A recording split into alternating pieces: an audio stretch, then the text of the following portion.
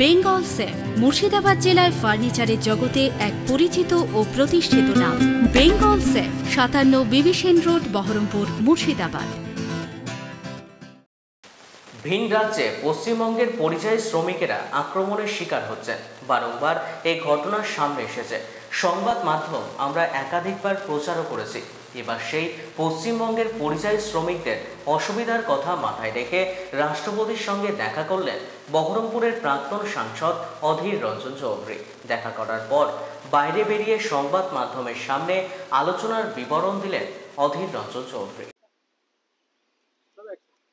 আরে ঠিক আছে, আমি দাঁড়িয়ে আছি, ধীরে ধীরে আরামসে করো। আমি আজকে ভারতবর্ষের রাষ্ট্রপতির কাছে সাক্ষাৎ চেয়েছিলাম, এর আগে আপনাদের বলেছি। সেই মোতাবেক আজ গেছিলাম এবং রাষ্ট্রপতির সাথে দেখাও করেছি। সাধারণত রাষ্ট্রপতি ভবনে আজকাল এরকম বিধিনিষেধ তৈরি হয়েছে যে ডেপুটেশন অর্থাৎ কোনো সেটাও হাতে হাতে দেওয়ার ব্যাপারে অনেক রকমের রেস্ট্রিকশন তৈরি হয়েছে, যেটা আগে কখনো আমার অভিজ্ঞতা হয়নি। তো আমি বললাম, না, এটা মানুষের তরফ থেকে আপনাকে দিচ্ছি, এটা আপনি নিলে ভালো লাগবে, যে অন্তত মানুষের কথা যেখানে আমরা বলছি সেই বিষয়টা আপনাকে হাতেতে দিতে পারলাম। বলছে আচ্ছা ঠিক আছে। খুব খুশি মনে উনি এটা নিলেন, দিয়ে জানতে চাইলেন আমার কাছে। আমি তখন বললাম যে সারা দেশ জুড়ে পশ্চিমবঙ্গ থেকে যারা মানুষ রুটি রুজি করতে বাইরে রাজ্যে যায়, তাদের উপর একটা অদ্ভুত ধরনের অত্যাচার হচ্ছে, তাদের সঙ্গে অদ্ভুত ধরনের একটা অন্যায় করা হচ্ছে, অবিচার করা হচ্ছে, পক্ষপাতিত্ব করা হচ্ছে। তার কারণ সেই সমস্ত রাজ্যের প্রশাসনিক ব্যর্থতা এবং সেই সমস্ত রাজ্যের যারা শাসক তাদের মানসিক ক্ষুদ্রতা। এবং আমি বলেছি যে দুর্ভাগ্যবশত এই ভারতবর্ষ জুড়ে যখন উন্নয়নের কথা বলা হয়, তখন যারা পরিযায়ী শ্রমিক, এই উন্নয়নের যারা একটা স্তম্ভ, তাদের সঙ্গে কিন্তু অন্যায়টা করা হচ্ছে। আজকে আমি নিজে বললাম যে আমি নিজে পানিপথ গেছিলাম হরিয়ানার, সেখানকার শিল্পপতি তারা বলছে আমাদের মজদুর দরকার, মজদুর বলছে আমাদের শিল্প দরকার। এই যখন একটা বাতাবরণ, তখন পাহেলগামের ঘটনার পর সরকার রাজ্যগুলোকে কি নির্দেশ দিয়েছে জানি না, এই ধরনের বাতাবরণের সম্মুখীন হতে হচ্ছে।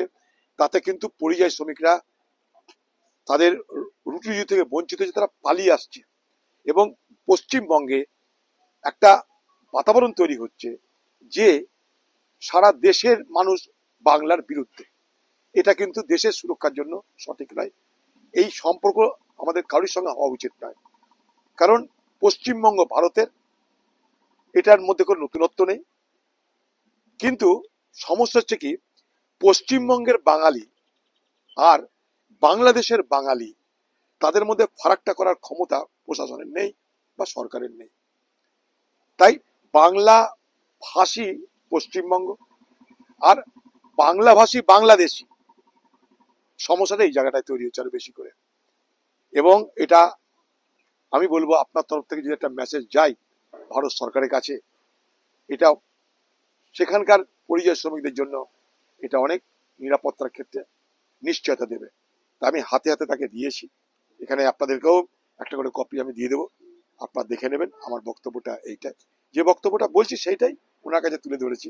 কারণটা কি, আমার একটা জিনিস মনে হয়েছে যে শুধু পশ্চিমবঙ্গে বসে বসে আমি চিৎকার করলে তো হবে না। পশ্চিমবঙ্গে বসে হুক্কা হুয়া করবো, ক্যা হুয়া ক্যা হুয়া, হুক্কা হুয়া হুক্কা হুয়া, বাঙালিকে ক্যা হুয়া হুক্কা হুয়া হুক্কা হুয়া, এটা করে তো আমার সমাধান হবে না। সমাধানের রাস্তা খুঁজতে গেলে আমাকে যেতে হবে, যেতে হবে সেই জায়গায় যেখানে গেলে এই রাস্তা আমরা খুঁজে পাবো। এটা কিন্তু হঠাৎ করে একদিনের সমস্যা সমাধানের বিষয় নয়, এটা একটা স্থায়ী বন্দোবস্ত হওয়া দরকার। পশ্চিমবঙ্গে থেকে যারা পরিযায়ী বাড়ি যায়, তার জন্য স্থায়ী বন্দোবস্ত হওয়া দরকার। সেই স্থায়ী বন্দোবস্ত করার জন্য কিন্তু সরকারকে ভাবতে হবে। কারণ আবার বলছি, আমি তাকে বুঝেছি যে উভয়কে দরকার। পশ্চিমবঙ্গ থেকে যারা পরিযায়ী বাইরে যাচ্ছে, তারা যেমন রুটি রুজির জন্য যাচ্ছে, কারণ পশ্চিমবঙ্গে তাদের কাজ নাই, কাজ থাকলেও তাদের বেতন এত কম, ওয়েজ এত কম, তার কয়েক গুণ বেশি ওয়েজ অর্থাৎ রোজগার তারা বাইরের রাজ্যে পাচ্ছে। মনে করুন পশ্চিমবঙ্গে যদি গোটা দিন কাজ করে তাহলে একটা শ্রমিক 250-300 খুব জোর, কিন্তু যদি আপনি কেরলে চলে যান 900, 1200, 1500। তো স্বাভাবিকভাবেই শুধুমাত্র রুটি রুজির জন্য না, রুটি রুজির পাশাপাশি রোজগারের তারতম্য আছে, ব্যাপারটা বুঝতে হবে। শুধুমাত্র রোজগার নেই তার জন্য চলে যাচ্ছে তা নয়, বাংলা ছেড়ে চলে যাচ্ছে। কারণ বাংলায় রোজগার করতে গেলে যে পরিমাণ বরাদ্দ আছে রোজগার ওয়েজ যেটাকে বলে, সেই ওয়েজে পোষায় না। 250-300 টাকার বেশি ওখানে মজুরি নেই। এই মজুরির ফারাক এটা একটা বড় কারণ। তাই শুধুমাত্র রোজগার নয়, রোজগারের সঙ্গে সঙ্গে মজুরি, এই দুটো বিষয়কে সামনে রেখে কিন্তু বাংলা থেকে বিশাল পরিমাণে মানুষের বাইরে চলে যাচ্ছে। তার জন্য তারা ফিরে গেলেও আবার তারা ঘুরে আসছে নিরুপায় হয়ে, কারণ তাদের রোজগারটা কি করে হবে।